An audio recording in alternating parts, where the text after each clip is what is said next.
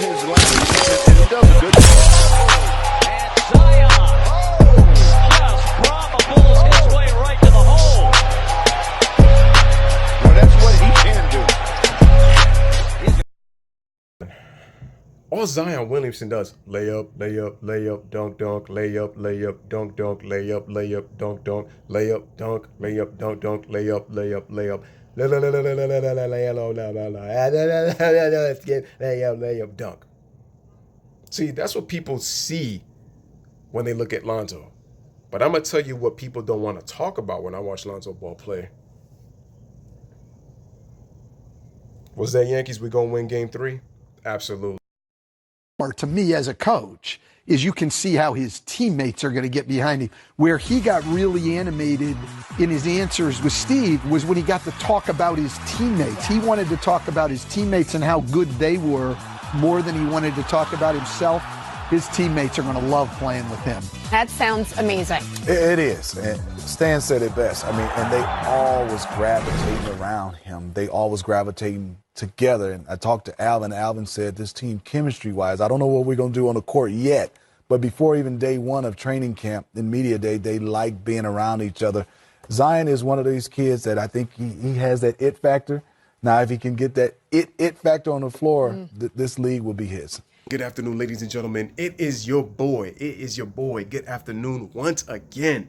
Okay, I am back with a second straight video, ready on this Columbus Day. Hope everybody's having a wonderful Monday, and I am back once again with another heavy hitter. Another banger with yet another video. Ladies and gentlemen, man, if you haven't subscribed to the channel, make sure you sub to this channel. Make sure you hit the like button. Give it a thumbs up, man. Make sure to hit the notification bell to make sure you're getting all your notifications. Make sure to share the content, man. Share it with the others and let them know about this video. And make sure to have your comments right down below in this video. I truly appreciate it. So, once again, this is what I noticed when I see from Zion Williamson. For people who are just saying that he's just nothing but a nut dunker, there's 3 things that I noticed from Zion. Number 1, Zion Williamson is very agile for 6'6", 285 pounds. Now, granted, he needs to lose weight, obviously, because he's very heavy at his position, and he's undersized. But I think the fact that he has good amount of bulk, especially on his lower body, on his lower half, he is definitely going to be able to move some people around in that low block, especially with the fact that he is very, very, very physical. See, where it hurts him is maybe height in inches and with probably somebody a little bit more heavier than him, especially if they try to post him up. But I say that he could do a better job of actually fronting people when guarding big guys, because once big guys back you down, it's a little bit more difficult. Because there's things that you can do. You can either front them to deny them the ball, which would be more off-ball. That would be low post off-ball defense. Then, even if you get them, let's see. Once again, what you want to do is you make sure that the big men catch the ball low, right? Catch them low to where you can strip them, because Zion is very good at stealing the basketball. Or if they make their move and they don't have that jumping ability, he'd be able to be a weak side help defender and be able to block their shot and just contest it because of his athleticism, ladies and gentlemen. His athleticism is very important. So I give Zion a lot of credit for being a very good defender and being mobile. Number 2. His basketball IQ on both ends of the floor. Now, what do you mean by that, Lewis? What I mean is he utilizes his strengths on both ends very well. So he uses his athleticism on defense to his advantage. That makes him a high has the basketball IQ on the defensive end. And then, ladies and gentlemen, on the offensive end, he's very good at moving without the basketball. He has very good off-ball movement. I give him a lot of credit for that, ladies and gentlemen. And it just shows you benefit of playing in a system. I mean, he did play for Mike Krzyzewski at Duke, even if it was for 1 year. But what I'm amazed at with Zion is how quick he's been able to adapt to the NBA game, even if it's only preseason. Now, the regular season is going to be a little bit different, so we have to wait and see. But I've been very impressed with how he's been able to move off the ball. I've been very impressed that he's, playing within a system and plays team basketball. And it's impressive to see a guy to be able to move that quick at his weight. So he doesn't get in the way. He doesn't clog the paint. He stays in motion. I give him a lot of credit. You have to give Zion a lot of credit. That's why I said, yo, once he gets a jump shot and once he learns to shoot off the dribble, oh man, it's going to be scary for him. Super scary. Last but not least, ladies and gentlemen, the third thing that I noticed about Zion Williamson, you know, as the great Charles Smith, for you New York Knicks fans out there who remember Charles Smith, when he talked about how, you know, his 1993 season with the Knicks was up and down, and he was basically saying how people were telling him that he had to do this and that, and he really didn't know what to do. He basically said, you don't want to think this game, you want to react this game. Shout out to Charles Smith on those New York Knicks teams. Even though I was disappointed in the way he played, I'm sorry, at times. But once again, going back to Charles Smith, Zion Williamson is very good reacting. And what do I mean by that? He makes decisions very quickly. He's not really thinking out there. He makes them and he reacts. It's like, boom, 1-2 dribbles, boom, moves his feet to the basket, boom, cut, set picks. Like, he's doing a lot of fundamental things that a lot of people really weren't seeing from Zion, or they think that he was even capable of doing, especially knowing it this early before he's even playing an NBA game. This is why I'm excited for Zion, especially considering the fact that he's on a team where it's like he doesn't even have to put, you know, the organization and the city on his shoulders and carry them on his back. Like, he's going to be on a team that has young players with veterans. He's going to be with Drew Holiday. Lonzo Ball is going to be doing ball handling duties. You're with Brandon Ingram. You're with Josh Hart. You're with Derek Favors. Like, you're on a team where you don't really have to do much. See, that's the benefit of Zion even being the number one pick. He's going to be on a very good team. Now, people are going to say, well, the Pelicans are not really going to be that good because they're going to finish. They're probably going to miss the playoffs and all that. But my point, yeah, I mean, we can say what we think about where the Pelicans are going to finish, but here's my point with Zion.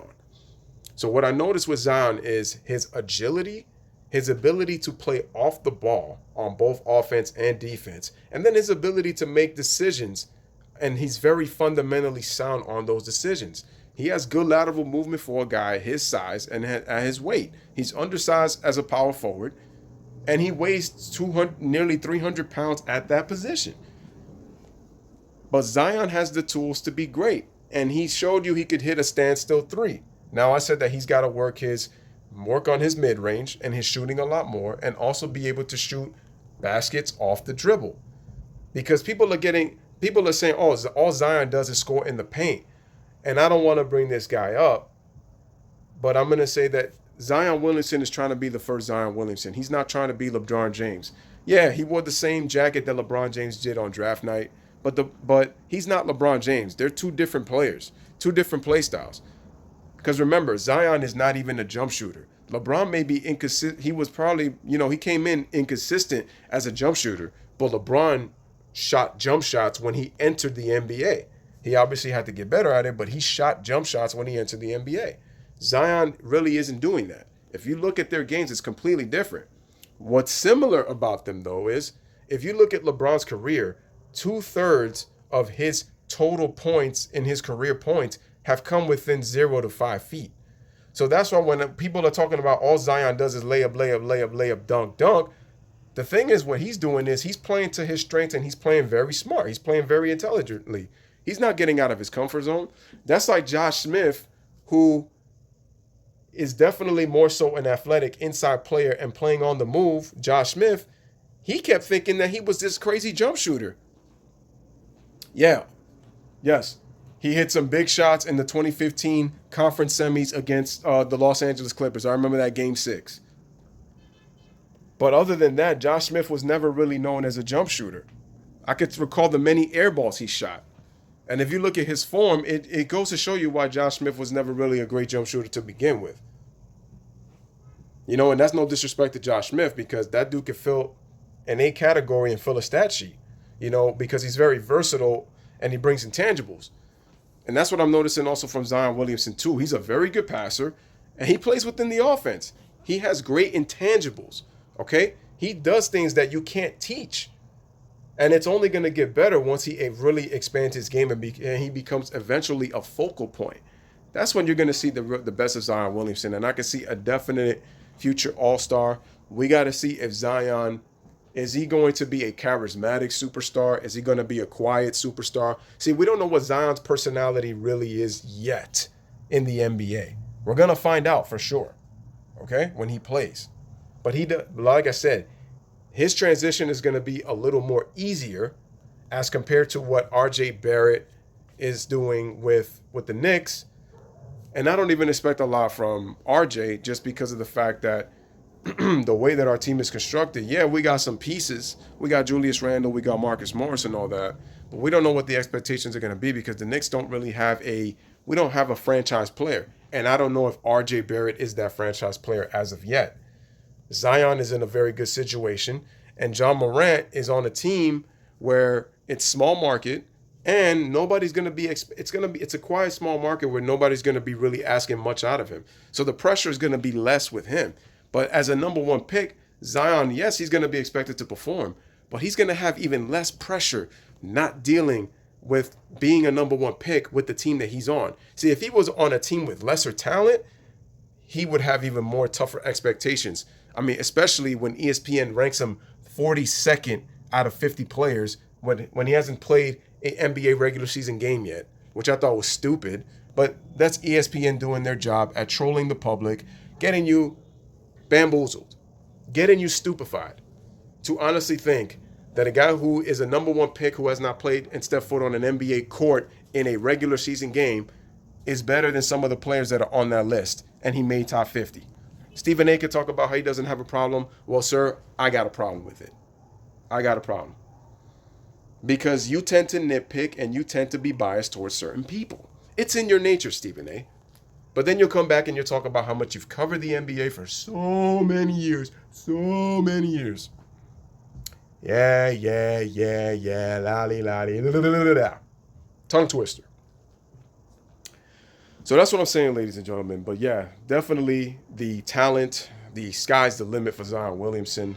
He's going to, as long as he stays healthy, as long as he loses weight, as long as he works on his jump shot off the dribble.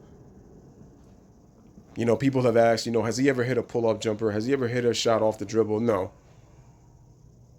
But like I said, he's in a great situation. Especially when you consider the situation was all of the young guys from the Lakers getting traded to get Anthony Davis for the Lakers. So that's what helped Zion already right away.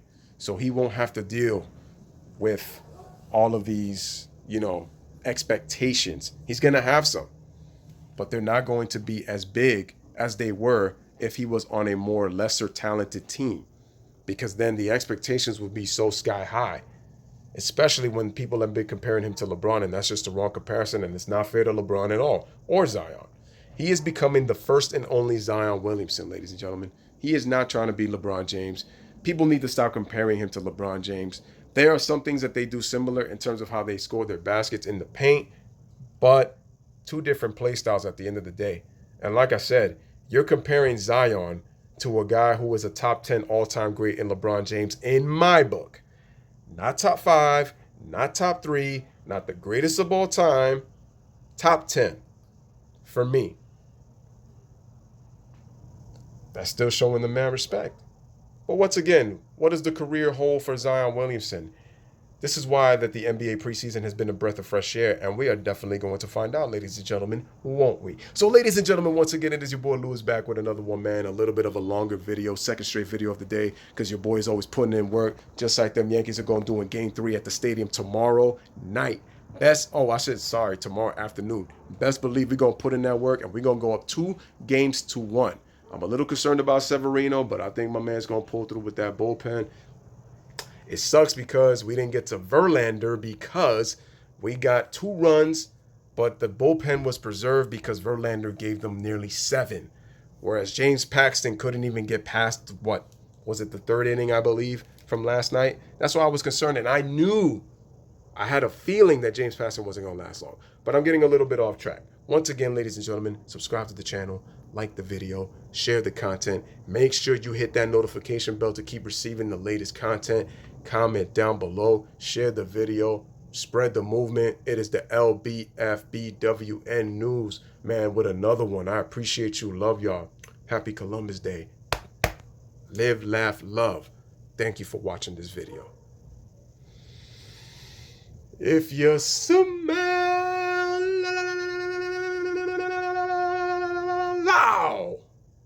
what the LBFBWN news is.